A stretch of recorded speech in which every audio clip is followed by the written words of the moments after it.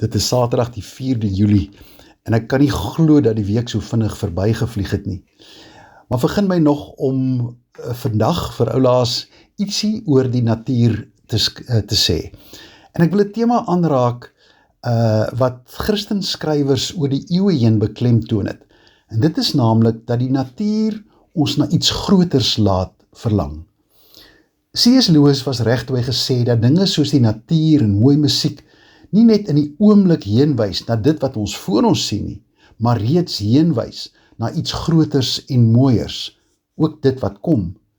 Soos die reuk van 'n blom, al kan ons nie die blom sien nie, ons laat verlang na die blom self, so kan die natuur ons laat verlang na die een wat agter die natuur is en 'n nuwe hemel en 'n nuwe aarde wat op pad is.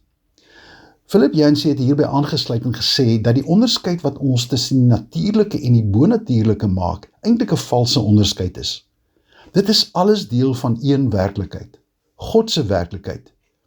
Yancey wys dan daarop dat dieselfde Godgegewe sintuie wat hom die natuur laat ervaar, hom ook gourmet koffie, volroom roomys, varsgeplikte bessies en vrugte en in die stad rolprente en teater laat geniet.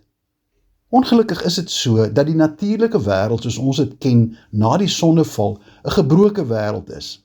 Daarom is dit ook vol hartseer en versoekings.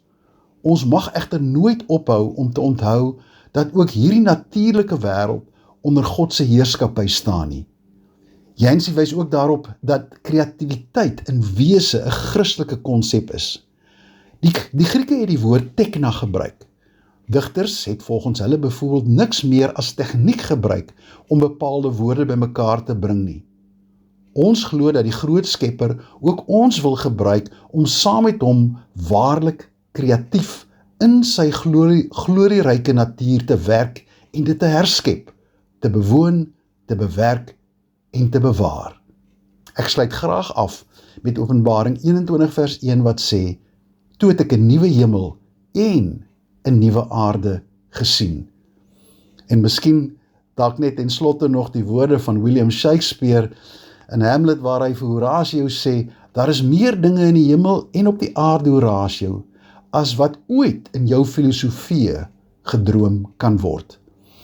Lekker naweek verder en mag ook volgende week 'n heerlike week in sy natuur wees.